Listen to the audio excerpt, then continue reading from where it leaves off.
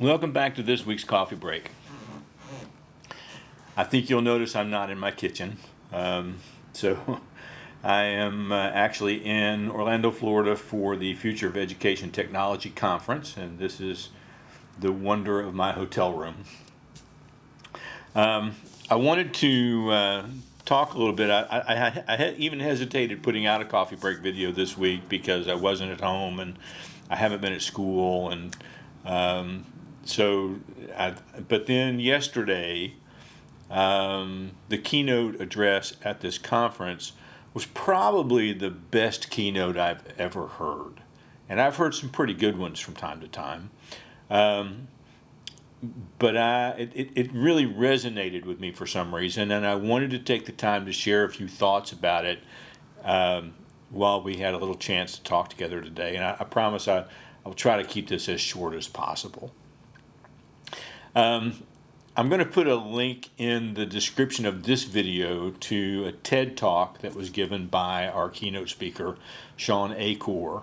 And that TED Talk was the launching pad for the keynote that we had. So the things that he talked about with us are things that have happened as a result of what he talked about in the TED Talk.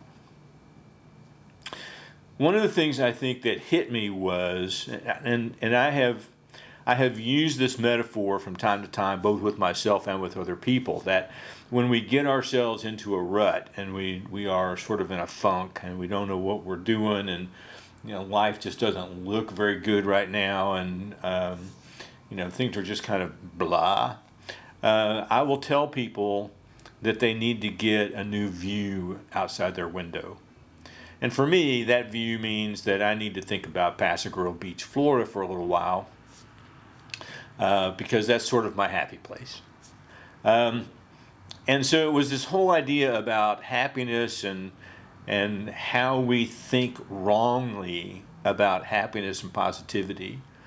And because what we typically do, both as students and as teachers, or as husbands and wives, or children and parents, and whatever label you want to put on yourself right now, is we set this goal. When I get to here, I will be happy.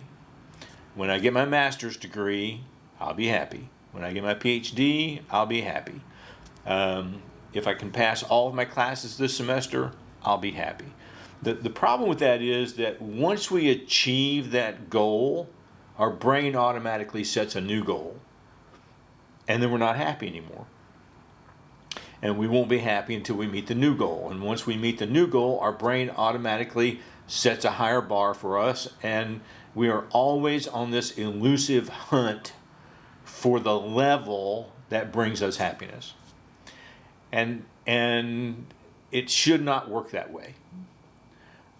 What Shawn Achor's research has found is that the dopamine that floods our brain when we are feeling euphoric, when we're feeling happy, when we're going through times of excitement, that dopamine makes us feel really good, and emotionally we're uplifted, and all kinds of things happen that make us want to hit that dopamine high again. But the other thing that happens that we are maybe not aware of is that dopamine opens all of the receptors of the brain to learn more easily.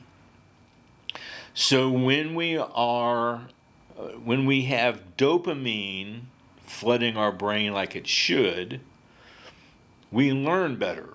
We do better. And what his studies have shown is ACT scores go up, SAT scores go up, grades go up, referrals go down. All kinds of things happen in a school when they can turn the culture such that it is more positive than negative. So one of the things that we did, I guess, that hit me in this keynote, it was a little experiment that he did with several thousand people. We broke up into pairs. We had person one and person two. And in the first round of the experiment, person one had one job to do. And that job was to remain emotionless. No affect on their face, pure non-emotion for 7 seconds. The job of person number 2 was very simple, and it didn't matter if they were wearing a mask or not wearing a mask. They didn't have to take their mask off to do this.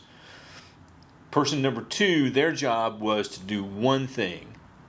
Look person number 1 in the eyes and smile a genuine smile for 7 seconds. That was it. And without fail, person number 1 failed the experiment. They could not remain emotionless for just 7 seconds while somebody looked them in the eye and smiled at them. They automatically smiled back. And so then we flipped it. And person number 2, their job was to remain emotionless while person number 1 smiled at them for just 7 seconds. And again, person number 2 failed the experiment. They were unable to remain emotionless for 7 seconds. And one of the things that he talked about was that we are automatically mirroring whatever is being given to us by the people who are talking to us. And so in the middle of a pandemic, when teachers are stressed, if you are in front of your classroom stressed, then you are giving stress back to your class, and they're experiencing that stress with you. If you are afraid, then your class is picking up on that fear, and your class is afraid with you. By the same token, let's move away from the pandemic. If you are frustrated because you've got kids that are talking, or kids on their cell phone, or they're not listening like you think they should, or they're not participating like you think they should, and you get frustrated, the frustration that you show your students is the frustration they're going to give you back, and it just builds one on another. So we have this thing about positivity and happiness backwards. We don't set a goal and get there to be happy. We have to start off with gratitude, positivity, happiness. We have to start there, and the bar will set itself. And there are a couple of small things that you can do to help build this positivity. He went over, I don't know, about 7, but a couple of them stuck with me. And one is, every day for 21 days, write down 3 things, 3 new things that you're grateful for that bring you happiness. 3 new things every day for 21 days. You can't repeat them. And what happens is your brain starts scanning for the positive. And you train your brain to scan for the positive. And as a result, you become more positive. And as you become more positive, you give off more positive vibes to your class, and your students start to pick up on that, and they also become more positive. Another little thing that he talked about was taking 2 minutes, just 2 minutes a day to write an email. 2 minutes a day, write one email to one person for whom you are grateful for something that they have done or a reason that they're in your life. And it has to be a different person every day for 21 days. Now, he jokingly said, although I would say it's probably true, that about day 8, you run out of people. And so after day 8, it starts to become harder to find those people and what you're grateful for. And again, your brain starts to do this scan through your life to find the positive. And that's really what you're trying to make your brain do. Make your brain find the positive. So if you can put out the positive vibe in your classroom, if you can smile at your students, whether you're wearing a mask or not, they will pick up on that over time, and they will start to give that back to you.